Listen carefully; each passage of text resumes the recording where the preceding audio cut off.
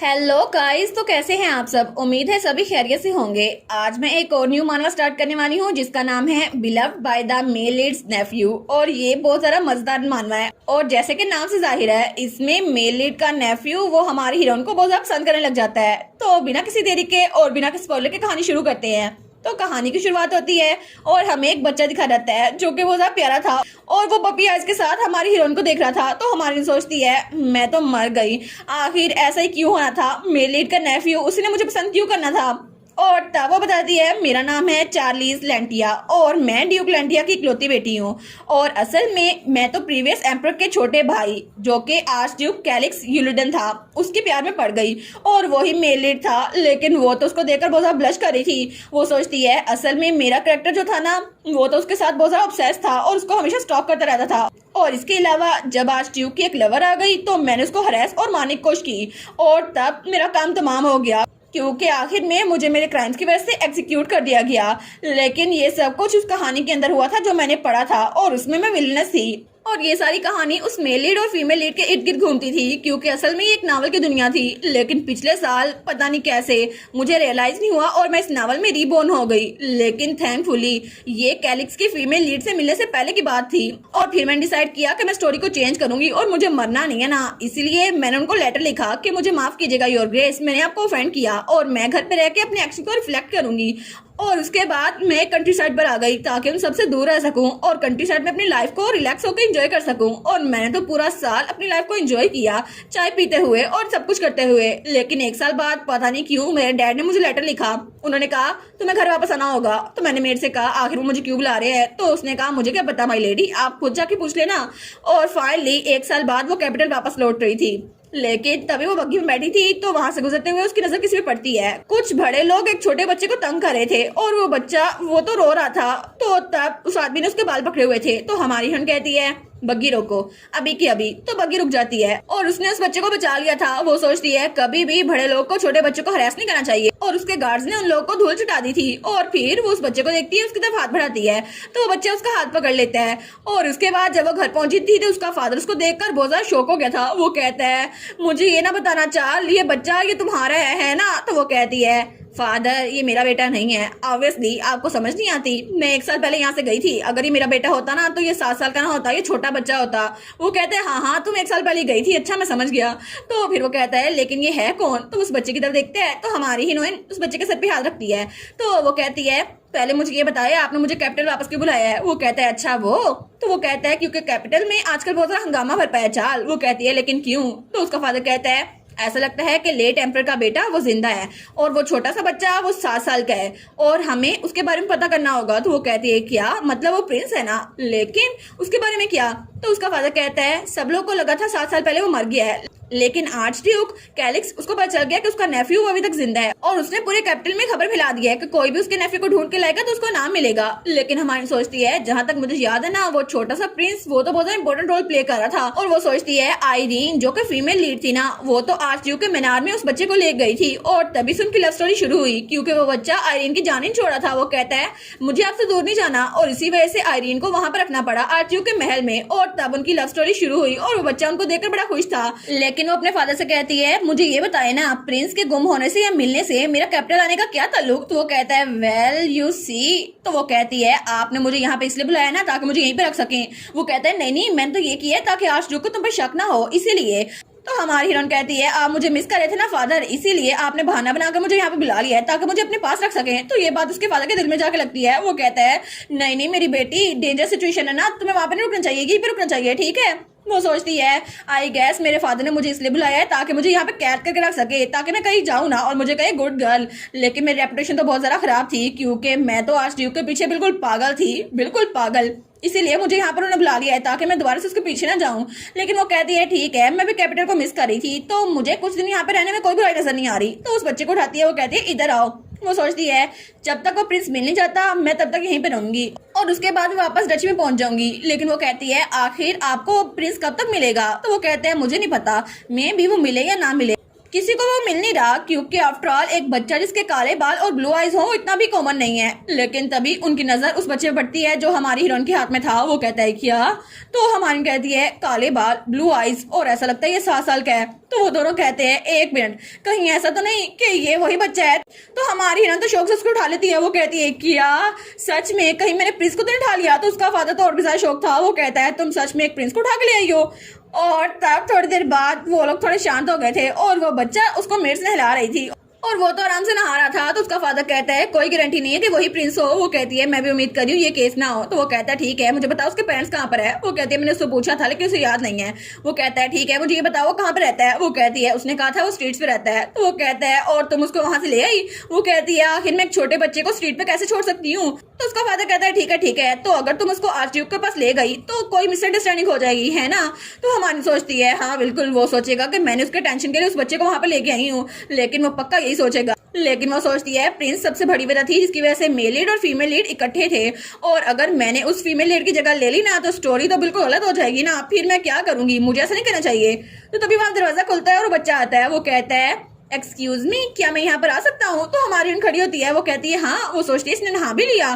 तो वो उसके पास आता है, उसके सामने झुकता है। वो कहता है thank you so much lady Charles मेरी हेल्प करने के लिए। तो वो उसको देखती है, वो तो बहुत प्यारा लग रहा था। तो बच्चा कहता है क्या मैं आपको लेडी चार्ल्स कह सकता हूँ क्योंकि आप इकलौती इंसान है जिसने मुझे अच्छे से ट्रीट किया। वो सोचती है ओ नो, ये बच्चा इतना चमक क्यों रहा है, क्योंकि ये लाइन ये तो उसे आईरिन को बोलनी चाहिए थी ना, जो कि असल फीमेल लीड थी। तो वो बच्चा कहता है थैंक यू सो मच, मैं इसको कभी नहीं भूलूंगा लेडी चार्ल्स। तो अमन कहती है अच्छा, लेकिन वो सोचती है लगता है मेरा प्लान कि मैं पीसफुल लाइफ गुजारूं वो फेल हो गया है। कोई तो मुझे अकेला छोड़ दो, मुझे इस पूरी टेंशन में नहीं रहना। आखिर मेल लीड से मिलना जरूरी है क्या? मुझे नहीं मिलना उससे। और तब थोड़ी देर बाद वो बच्चा खाना खा रहा था तो वो बड़ा खुश था। तो हमान कहती है हमें खाना प्रिपेयर करने का टाइम नहीं मिला, तो जो भी मिल गया हमने प्रिपेयर कर दिया, अगर तुम्हें अच्छा ना लगे तो बता देना। वो कहता है नहीं इट्स ओके, ये सब कुछ तो बहुत ज्यादा यम्मी है। तो फिर वो कहता है थैंक यू, मैंने कभी भी इतना डिलीशियस खाना नहीं खाया। तो हमारी उसको देखती है, वो सोचती है इसके गाल पे जो तिल है ना वो तो एक नेचुरल बर्थ मार्क है, और ऐसा लगता है नहाने के बाद मिट्टी उतर गई है, अब मुझे नजर आ रहा है। और जैसा नावल में बताया था ना, ये सच में एक प्रिंस ही है। और लेट एम्पर का एक बेटा था जो कि ऐसा ही था, और उसके गाल पे एक बर्थ मार्क था जो कि एक तिल था, लेकिन बाद में उसको थ्रोन मिल गया जब पुराना एम्पर चल बसा। लेकिन पता नहीं, सबको ऐसा लगा था कि जैसे उसकी माँ मरी है ना वो भी गायब हो गया है, लेकिन सबको ये लग रहा था। और लेट एम्पर के भाई ने थ्रोन पे कब्जा कर लिया, और वो सोचती है अब अगर प्रिंस आ गया है तो ये तो एम्पर बन सकता है ना, तो इसको एम्पर बनने के लिए मजबूर किया जाएगा। और लेट एम्पर का भाई जिसको इससे बहुत ज्यादा खतरा होगा वो इस बच्चे को मरवाने की कोशिश करेगा, लेकिन इसको सिर्फ एक इंसान रोक सकता है, आर्चड्यूक कैलिक्स, जो कि इसका अंकल है, और वो इस बच्चे को बचा सकता है। तो मुझे अगर इसको प्रोटेक्ट करना है ना तो इसको मेल लीड के पास लेके जाना होगा, लेकिन अगर मैंने ऐसा किया तो फीमेल लीड मेल लीड से कैसे मिल पाएगी? तो तब उसका फादर कहता है ठीक है, खाना मुझसे हजम ही नहीं हो रहा, मैं जाके थोड़ी मेडिसिन खा के आता हूँ, मुझे तो टेंशन की वजह से पेट दर्द हो गया है। तो वो कहती है लगता है कि फादर ने कुछ ज्यादा स्ट्रेस ले लिया है। तो वो बच्चा कहता है क्या? वो कहती है ठीक है फादर आप रेस्ट करें। तो तब उसका फादर वहां जा रहा था, तो बच्चा कहता है सच में क्या वो मेरी वजह से गए हैं, क्योंकि मैं ऐसा खाना खा रहा था? और वो तो रोने लग जाता है। वो कहता है उनको बहुत ज्यादा बुरा लगा होगा ना कि मैं इतना ज्यादा गंदा बच्चा हूँ और यहाँ बैठ के खाना खा रहा हूँ। तो वो कहती है बिल्कुल नहीं, तुम्हें किसने कहा? और वो खड़ी होती है। वो कहती है जिसने भी तुम्हें कहा ना वो बहुत ज्यादा बुरे लोग हैं, और उसको अपनी गोद में बिठा लेती है। वो कहती है तुम अच्छे बच्चे हो ना? तो तब वो कहता है लेकिन सब लोग मुझे कहते थे कि तुम्हें देखकर मेरी भूख मर गई है, और मुझे देखकर सबकी भूख मर जाती थी। तो वो कहती है नहीं ऐसा कुछ नहीं है, और तब उसको उठाती है। वो कहती है तुम बहुत ज्यादा अच्छे बच्चे हो, ठीक है, ऐसा कभी ना सोचना। और फिर से उसको अपनी गोद में उठा लेती है, और तब उसकी पीठ पे थपकी देती है। वो कहती है तुम तो बहुत ज्यादा प्यारे हो, बहुत ज्यादा अडोरेबल हो, और तुम तो हमेशा दूसरों को खुश कर देते हो। तो वो बच्चा कहता है सच में आपको ऐसा लगता है? वो कहती है हाँ सच में। तो तब उसके बाल सहलाती है। वो कहती है कोई भी अब तुम्हें ऐसे ट्रीट नहीं करेगा, क्योंकि अब से तुम अपने अंकल के पास जाने वाले हो जो तुम्हें अच्छे से प्रोटेक्ट करेंगे, ठीक है? तो वो कहता है अंकल, लेकिन वो कौन है? वो कहती है हाँ क्योंकि तुम जैसा क्यूट बच्चा स्ट्रीट में नहीं रह सकता, ये बहुत डेंजरस है, तो तुम अपने अंकल के पास जाओगे। तो वो सोचती है जितना प्लॉट चेंज हो गया ना हो गया, बस इसको मैंने और चेंज नहीं करना। वो कहती है हमारा घर बहुत ज्यादा बड़ा है ना? वो कहता है हाँ बहुत ज्यादा बड़ा है। तो वो कहती है तुम्हारे अंकल का घर इससे भी ज्यादा बड़ा है, मैं तुम्हें कल वहां पे लेके जाऊंगी। तो बच्चा कहता है सच में? वो कहता है लेकिन अगर आप मुझे वहां पर लेके जाएंगी तो मैं अपने अंकल के पास रहूंगा। वो कहती है हाँ तुम अपने अंकल के पास रहोगे, वो देखने में स्केरी लगते हैं लेकिन बहुत ज्यादा काइंड है। तो वो कहता है लेकिन मुझे नहीं जाना। तो वो कहती है क्या हुआ, कुछ गलत कह दिया मैंने। वो कहता है लेकिन अगर मैं वहां पर गया तो लेडी चार्ल मैं आपसे मिल नहीं पाऊंगा। तो हमारी कहती है नहीं नहीं मैं मिलने आ जाया करूंगी ना, लेकिन असल में बात यह है कि तुम्हारे अंकल और मेरी बनती नहीं है ना, इसीलिए। और वो सोचती है क्योंकि मैं तो उसको स्टॉक करती रहती थी और वो अभी तक रो रहा था। तो वो कहती है तुम्हारे अंकल बहुत अच्छे इंसान है, तुम उनके साथ बहुत खुश रहोगे, ठीक है। तो वो उसको गले लगा लेता है। वो कहता है ठीक है लेकिन मुझे नहीं लगता कि कोई भी आपको रिप्लेस कर सकता है लेडी चार्ल। तो तब वो कहती है ठीक है। और वो सोचती है ये तो बिल्कुल ऐसे उस आयरीन के साथ, उस फीमेल लीड के साथ चिपका रहता था, लेकिन अभी उसकी जगह मैंने ले ली है। और तभी वो हिचके से रो रहा था। वो कहती है ठीक है, आई गेस इसकी हेल्प नहीं की जा सकती क्योंकि मुझे इसको छोड़ना ही होगा। वो कहती है जब भी मुझे मौका मिला ना मैं तुमसे मिलने आऊंगी, लेकिन मैं अक्सर मिलने नहीं आ सकती। वो कहता है सच्ची। वो कहती है ठीक है लेकिन तुम्हें मुझे एक चीज का प्रॉमिस करना होगा। वो कहता है प्रॉमिस, लेकिन कैसा प्रॉमिस। और तब हमें दूसरी तरफ आर्च ड्यूक का महल दिखा रहता है। वहां पे आर्च ड्यूक कहता है क्या वो अभी तक नहीं मिला। तो उसका एडवाइजर कहता है नहीं सर वो अभी तक नहीं मिला, अभी तक जितने भी बच्चे आए हैं वो आपके साथ ब्लड रिलेशन वाले नहीं थे तो हमने उनको बाहर भिजवा दिया। तो तब आर्च ड्यूक कहता है ये तो बहुत ज्यादा लंबा टाइम ले रहा है, लेकिन पूरा हफ्ता हो गया है अभी तक कोई भी उसको लेकर नहीं आया। तो तब उसका एडवाइजर कहता है कहीं ये एम्पर तो नहीं करवा रहा। तो वो कहता है ये बताना मुश्किल है, मे भी वो बहुत ज्यादा एंग्शियस हो क्योंकि पिछले 5 साल से उसका कोई बेटा या बेटी नहीं हुई, इसीलिए अगर यहाँ पे मेरा नेफ्यू आ गया ना तो एम्पर को अपनी जगह छोड़नी पड़ेगी, इसलिए वो ज्यादा एंग्शियस है। तो उसका एडवाइजर कहता है जी बिल्कुल, मुझे लगता है कि एम्पर इस बात से डर है, इसीलिए आफ्टर ऑल क्योंकि उनका तख्त उनसे छीन जाएगा अगर वो बच्चे यहाँ पर आ गया। तो आर्चू कहता है फर्क नहीं पड़ता मुझे, चाहे कुछ हो या ना हो, मुझे सिर्फ इस बात से फर्क पड़ता है कि वो मेरे भाई का बेटा है और मेरे भाई ने मरते वक्त कहा था प्लीज प्लीज मेरे बेटे का ध्यान रखना। तो वो सोचता है प्लीज तुम जहां भी हो साशा प्लीज जिंदा रहना। और वो तो बहुत ज्यादा परेशान था। वो सोचता है चाहे कुछ भी हो जाए, जो इंसान तुम्हें यहाँ पर लेके आया ना मेरे पास सेफली, तो मैं उसको कुछ भी दूंगा, चाहे वो कुछ भी मांगे मैं उसको देने के लिए तैयार हूँ। और तब हमें अगले दिन का सीन दिखा रहता है जब वहां से एक बग्गी गुजर रही थी। तो वहाँ पे हमारी हीरोइन और वहाँ मेलिड का नेफ्यू बैठा हुआ था। तो तभी वहाँ पर बग्गी थोड़ी सी हिलती है तो वो बच्चा हमारी हीरोइन के पास जाकर गिरता है। तो वो कहती है क्या तुम ठीक हो। वो कहता है जी मैं ठीक हूँ। वो सोचती है मैंने तो एक आम सी बग्गी मांगी थी ताकि लोगों को शक ना हो, तो उस बच्चे को अपनी गोद में बिठा लेती है। तो तब वो बच्चा उस पोस्टर को देखता है और वो पोस्टर वही था जहाँ पे आर्चड्यूक के नेफ्यू के बारे में लिखा हुआ था, जहाँ पे उसके 7 साल की उम्र, ब्लैक हेयर और ब्लू आइज के बारे में लिखा था। तो तब वो उसको वो पोस्टर देती है। वो कहती है तुम समझ गए, अगर कोई भी तुमसे पूछे ना कि तुम यहाँ पर कैसे पहुंचे तो तुम कहना तुम अकेले आए हो, ठीक है, लेकिन कभी भी भूल के भी मेरा नाम ना लेना। वो कहता है लेकिन मैं आपका नाम क्यों ना लूं। तो वो कहती है क्योंकि तुम्हारे अंकल के साथ मेरी बनती नहीं है ना, अगर उनको पता चल गया वो मुझसे नफरत करेंगे, ठीक है। तो वो कहता है क्या, और वो तो बड़ा शौक हो गया था। वो कहता है मैं कभी भी आपका नाम नहीं लूंगा लेडी चार्ल। वो कहते हैं सच्ची मुझे प्रॉमिस करते हो ना। वो कहते हैं हाँ मैं प्रॉमिस करता हूँ। और तब उनकी बग्गी वहां पर पहुंच चुकी थी और वो बच्चा बग्गी से बाहर निकलता है, लेकिन तब वो पीछे मुड़ के देखता है तो हमारी हीरो उसको बाय करती है। तो तब वो कहता है ठीक है मैं कभी भी उनका नाम नहीं लूंगा क्योंकि लेडी चार्ल वो मुझे पसंद नहीं करेंगे अगर ऐसा हुआ तो वो नाम में सर लाता है। वो कहता है नहीं मैं उनको डिस्टर्ब नहीं कर सकता। और उसके बाद वो वहां से महल के अंदर जा रहा था तो हमारी उसको जाते हुए देखती है और वो सोचती है फाइनली वो आराम से पहुंच गया, लेकिन अब मुझे फिक्र करने की जरूरत नहीं है क्योंकि कैलिस उसको सेफ रखना जानता है। और बस अब एक चीज है, आयरीन फीमेल लीड, मुझे उसको ढूंढना होगा ताकि चीजें जरा गलत ना हो क्योंकि आयरीन वो तो इस वक्त एक पेंटर है ना, तो मैं चाहती हूँ कि वो गुर्बत में न रहे क्योंकि मेरी वजह से उसके पास एक शानदार मौका था जो कि चला गया और मुझे उसकी हेल्प करनी चाहिए। तो वो कहती है कोचवान मुझे मेरे फादर के पास लेके जाओ। वो कहते हैं जी माय लेडी। और उसके बाद वो अपने फादर के पास थी तो उसका फादर कहता है क्या तुम एक पोर आर्टिस्ट को फाइनेंशियली सपोर्ट करना चाहती हो। वो कहती है जी और एक ऑर्फनेज को भी। वो कहता है क्या सच में।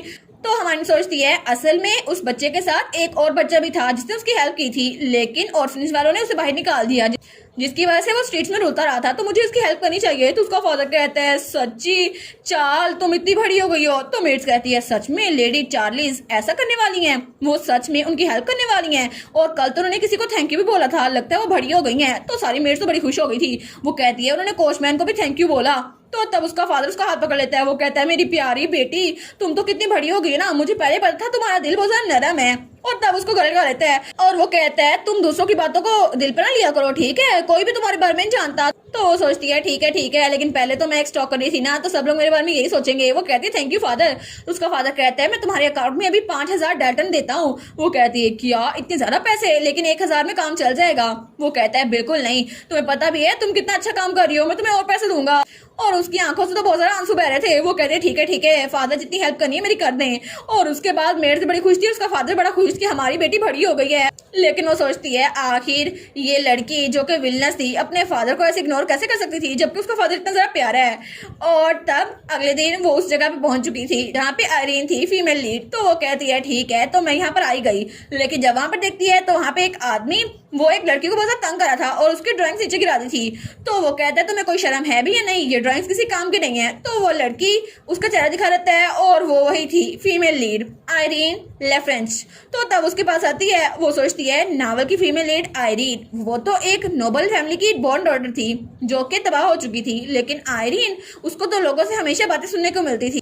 लेकिन बाद में साशा मेल लीड का नेफ्यू वो उसको लेकर आई थी और उसको संभाला था और उसके साथ बहुत ज्यादा खुश थी। लेकिन मेरी वजह से उसका ये चांस मिस हो गया और मेरी वजह से वो गरीब की गरीब रह गई, इसलिए मुझे उसकी हेल्प करनी चाहिए। तो उसके पास आती है और कहती है ये सारी ड्राइंग्स मुझको तो बहुत एक्सीलेंट लग रही हैं। तो वो कहती है क्या, और जब उसको देखती है तो उसके हिसाब से तो हमारी हिरन बड़े गुस्से में उसको हो रही थी। वो कहती है लेडी चार्लिस आप यहाँ पर? तो वो कहती है हाँ बिल्कुल, ये तो बहुत अच्छे से ड्रा की गई हैं, तो तुम्हारा क्या ख्याल है, क्या तुम इन पेंटिंग्स को मुझे बेचोगी? तो वो लड़की कहती है क्या इन पेंटिंग्स को? और तब दूसरी तरफ हमें रात का सीन दिखा रहता है जब मेलिड वहां पर खड़ा था। वो अपने नेफ्यू से कहता है मैं तुम्हें ये वाली कहानी सुनाऊं? वो कहता है नहीं नहीं इट्स ओके आप जा सकते हैं। वो कहता है सच में तुम्हें मुझसे कहानी नहीं सुननी है, तुम्हें नींद आ रही है? वो कहता है असल में अंकल। तो उसका अंकल कहता है अगर तुम्हें मुझसे बात नहीं करनी तो कोई बात नहीं, मैं यहाँ चला जाता हूँ। वो कहता है नहीं नहीं ये बात नहीं है अंकल, असल में मुझे लगा आप बहुत थक गए होंगे ना। तो उसका अंकल उसके हाथ पे हाथ रखता है और कहता है बिल्कुल नहीं मैं थका हुआ नहीं हूँ और कभी भी मैं नहीं थकूंगा जब तुम्हारे साथ हूँगा, ठीक है फिक्र ना किया करो। तो वो कहता है जी जी अंकल। और उसके बाद जब वो सो चुका था तो उसका अंकल उसके पास ही था। वो सोचता है आखिर एक छोटा बच्चा जितना तो शर्मिला है वो मेरे महल तक ऐसे कैसे आ गया, वो भी खुद। और उसने कहा वो अकेला है, उसके साथ किसी ने हेल्प नहीं की।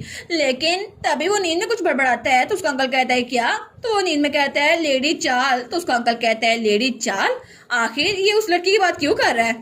और तब अगले दिन हमारा मेल लीड वो अपने ऑफिस में था तो तभी वो थोड़ा पास होता है तो उसका एडवाइजर कहता है सर क्या हुआ? तो वो कहता है चार्ल है ना, उस लड़की का नाम क्या था? तो उसका एडवाइजर कहता है आखिर आप अभी उस नाम को मेंशन क्यों कर रहे हैं? तो वो कहता है साशा किसी ऐसी लड़की को ढूंढ रहा था जिसका नाम लेडी चार्ल था और वो उसका नाम ले रहा था नींद में। तो वो कहता है प्रिंस साशा ने ऐसे कहा, लेकिन कैसे? तो वो कहता है हाँ बिल्कुल वो तो उसके लिए रो भी रहा था। तो वो लड़का कहता है सच में? मैं अभी जाकर उसको अरेस्ट करता हूँ, उसकी हिम्मत कैसे हुई हमारे प्रिंस को इतना ज्यादा बुली करने की? वो कहता है काम डाउन लिवियन, मैं ऐसा नहीं कह रहा, असल में ये नहीं है जो तुम सोच रहे हो। जबकि वो तो नींद में उसको मिस कर रहा था, ऐसा लगता है उसके साथ उसने बहुत अच्छा टाइम गुजारा है इसलिए वो उसको मिस कर रहा था। तो लिवियन कहता है क्या वो उनको मिस कर रहा था? लेकिन मुझे कितना अजीब लगता है ना कि प्रिंस साशा अकेले आ गए और उन्होंने कहा कि उसको किसी ने भी हेल्प नहीं की, लेकिन वो इतने साफ थे और सड़कों में रहने वाले इतने साफ नहीं होते, आपको क्या लगता है?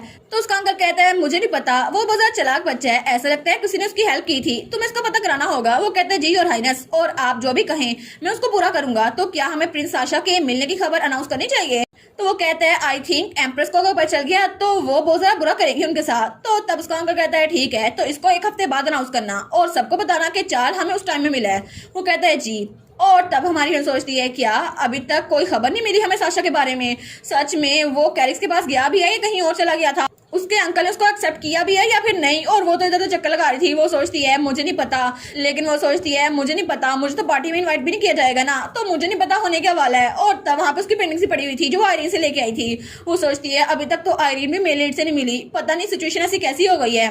और जब उसने आयरीन से कहा था क्या तुम ये पेंटिंग मुझे बेचोगी, तो उसने कहा था जी नहीं मैं आपको नहीं देने वाली, प्लीज इसको मुझे वापस दे दें। तो वो सोचती है क्या ये मुझे मना कर रही है, लेकिन क्यों? और वो सोचती है कहीं इसको ऐसा तो लग रहा मैं इसको नीचे दिखाने के लिए सब कुछ कर रही हूँ।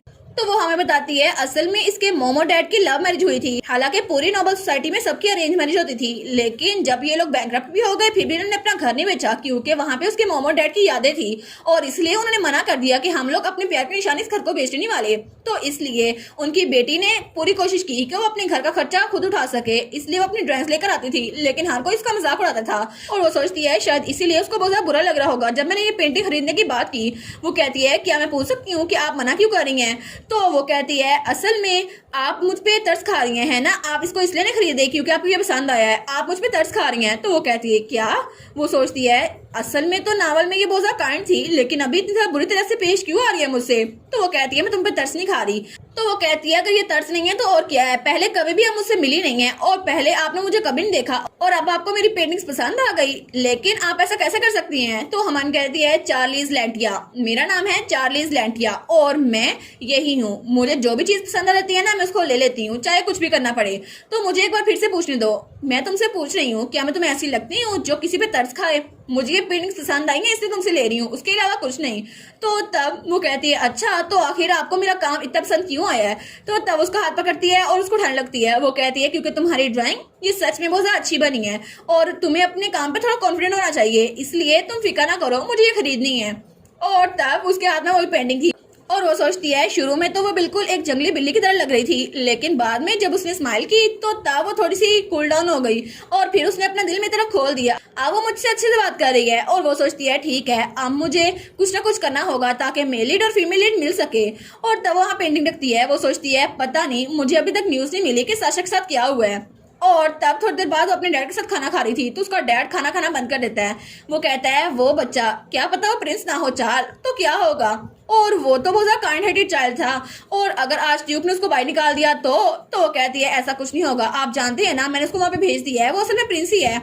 और वो कहती है क्योंकि ब्लैक हेयर और ब्लू आईज और उसने कहा था बहुत डिलीशियस खाना है और उसके फेस पर जो ब्यूटी मार्क था ना वही तिल, वो इस बात की निशानी है, वही प्रिंस थी। वो सोचती है ऐसा हो ही नहीं सकता कि कैरिस अपने नेफ्यू को ना पहचाने। लेकिन तभी उसका डैड कहता है फिर क्या हुआ अगर वो आज ड्यूक एक गधा निकला और अपने नेफ्यू को ना पहचाना और बाहर निकाल दिया। तो चाल कहती है नहीं नहीं ऐसा नहीं हो सकता, आपको यकीन नहीं आएगा लेकिन वो ऐसा ही है। और वो सोचती है क्योंकि उसे पता है ना कि पुरानी एम्प्रेस कॉन्सर्ट जब वो मरी थी तो उनका बेटा गायब हो गया था, लेकिन फिर भी वो अपने नेफ्यू को प्रोटेक्ट करेगा। लेकिन तभी वो अपना सर पकड़ लेती है। वो सोचती है अगर वो सच में साशा ना हुआ तो उस बच्चे के साथ क्या होगा। और दोनों बहुत ज्यादा घबरा गए थे। वो कहते हैं नहीं नहीं उसे साशा होना चाहिए और वो बच्चा अगर बाहर निकाल दिया गया तो तभी वहां पर बटलर भागता हुआ आता है। वो कहता है योर ग्रेस अब हमें क्या करना चाहिए। तो तब उसका डैड कहता है क्या हुआ इतना ज्यादा ड्रामा क्यों कर रहे हो। तो तब वो कहता है असल में आर्च ड्यूक ने हमें एक लेटर भेजा है और वो लेटर उसको देखता है। तो हमान कहती है क्या एक लेटर। तो वो कहता है जी बिल्कुल, उन्होंने लेडी चार्लीज को बाल में बुलाया है जो कि अभी होने वाला है। तो हमान कहती है क्या बाल में, लेकिन मुझे कैसे। और इसी के साथ ये वाला पार्ट यहीं पर ख़त्म। तो आप लोग बताइएगा आप लोग को ये पार्ट कैसा लगा और वीडियो को लाइक और चैनल को सब्सक्राइब लाजमी कीजिएगा। बाकी वीडियोस का लिंक भी स्क्रीन पर नज़र आ रहा होगा तो काइंडली उनको भी चेकआउट कर ले। और thank you so much for watching my videos. Stay safe, bye bye.